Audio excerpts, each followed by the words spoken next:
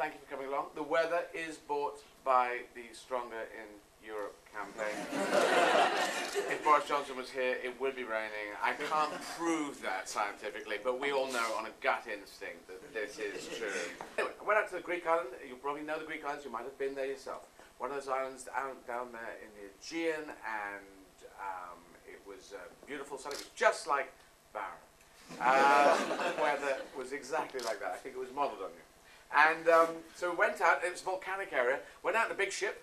100, 150 people on the ship. You know, quite a big ship. And it went out into the seas, and the guy was talking about the history of the island and stuff. And he said, now you could all jump overboard and swim around if you want. And we weren't prepared for this. That wasn't part of the thing. The guy just said, no, you can do it. It's warm water. He said, you can swim in the water. And everyone was kind of looking at each other. We were all kind of dressed in that kind of summery shorts and tops, and it wasn't really swimwear, but it didn't really matter. So one guy goes, 2, 3, boom, everyone's just leaping overboard. It's really kind of crazy. So swimming around, quite exciting because it's very different. And everyone starts shouting at each other, you know, because they're happy, and they say, yeah, because you know, Hans, come here, and Italian and Spanish, and I'm swimming around going, this is really fun. This is young Europe, right here, right now. And I was already positive about the idea because I knew what we were trying to do. We're trying to stop the fighting that has happened, the wars, the years and years of wars, centuries of wars that have happened, and we're trying to build and move forward on that. It's a positive thing for humanity. But we were there, young Europe, showing itself because everyone's having fun and shouting to each other. And you don't normally see that. If they're in a cafe, you might hear a different accent or something, but you wouldn't hear them all at once. And I thought, this is really good. And I thought also, knowing a bit of history, if you flash back to the late 30s, people must have come on holiday here for decades, for centuries, and swum around. But back in the late 30s, if they were here, they would have just been about to go home from holiday, and then World War II would have started, and they would have got into uniform and started the killing again. And through no fault of anyone there on holiday, just that's what happened. And I thought, this isn't about to happen. This is the 90s. This isn't about to happen. This is worth fighting for. Worth fighting for. Not pick up a gun fight, but activism fight, articulation fight. Get out there and put forward a positive idea to keep this going. So immediately I came home and I did nothing. That's what I did. If you've ever had a good idea, you go, I don't know what to do. And I came home, I did nothing for a number of years. I couldn't think, what do I do? Do I stop people in the street and have an argument, a discussion?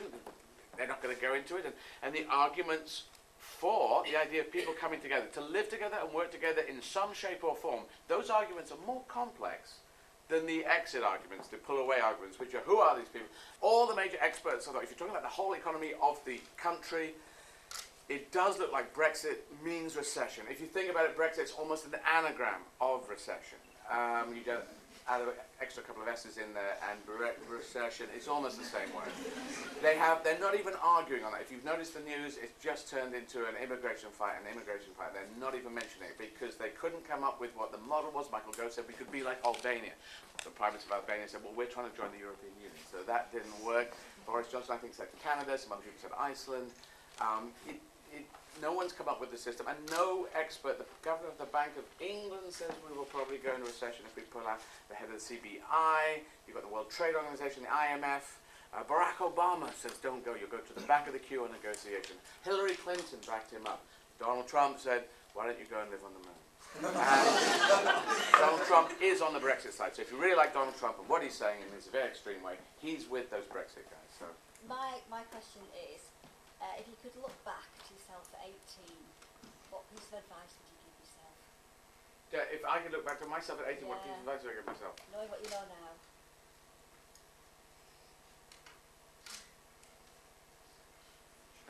Mine would be don't get a perm. Well, actually there is that one, because when I came out, I kind of wanted to do big girly hair. So I went and got a perm. And I went in Upper Street in Islington, and I went in, and I got my ears pierced like the next day, and I went and said, I want a perm, because I just thought they put them in these rollers, and you get this kind of flowing look going. And I thought, yeah, is that going to work with me? I don't know, I'll try it. And I went in, I had a certain length of hair, and they came out with these rollers that were like this, right? And I said, sperm, I'm going, yeah. And really? Like, yeah. But it's always done with that. Really? And this is obviously an older lady, you know, the pink rinse thing. And so, I went, okay. Yeah, there are some photographs somewhere out there with this kind of weird, it was awful. It was awful. I looked like a footballer gone wrong. It was all just not a good time. So yes, don't do a film. But the rest of the advice, I don't actually regret anything. So there's no particular thing I would say to myself then. Like if some of you here because you're engaged in it, and some of you are somewhat engaged. I wasn't that engaged. I wasn't one of the political people in the Students' Union. I was at Sheffield Uni doing accounting and financial management with mathematics, by the way, which is standard degree course to go into street performing and comedy and then do acting, run marathons. It's a standard. It's on the list of the things that you've got to cover. And I pulled out after 1 year. But yeah. Everything I did, all the failures I did. Nelson Mandela said, don't judge me by my successes, judge me by the number of times I failed and got back up again. And I've had a deal of failure in my life, all through the 80s. Every year that Margaret Thatcher was in power, my life was not good. And then my career started taking off just as she left. I don't think it was tied in, but it just seemed that way. But I have struggled very hard to go forward. And I think everything I've done, all the stuff that I got wrong, adds into it. So if you're not sure what you want to do in your life, just live your life. Just do what you can. Just keep going forward, because there is a period of uncertainty right now. What do I do? Well, just have heart. Be a glass. We're talking about glasses half full and half empty. We were talking about earlier. I am not a glasses half full person. I'm not a glasses half empty person. I'm a glasses 2/3 full person. That's what I am. That's how I got to this far. That's how. Because I walked out the door in 1985. And I do remember one of the first things, because teenagers are the worst, because they will just go, look, there's this guy, let's hate him. You know, they just shout at you. But as I walked past, because I walked out and there were a whole lot of kids out, there was a corner shop, it was lunchtime, and I'd forgotten. As I came out the door, I thought, I couldn't go back in, otherwise I'd go, because they'd all see me go, then I'd be hiding indoors and they'd be hammering on the door.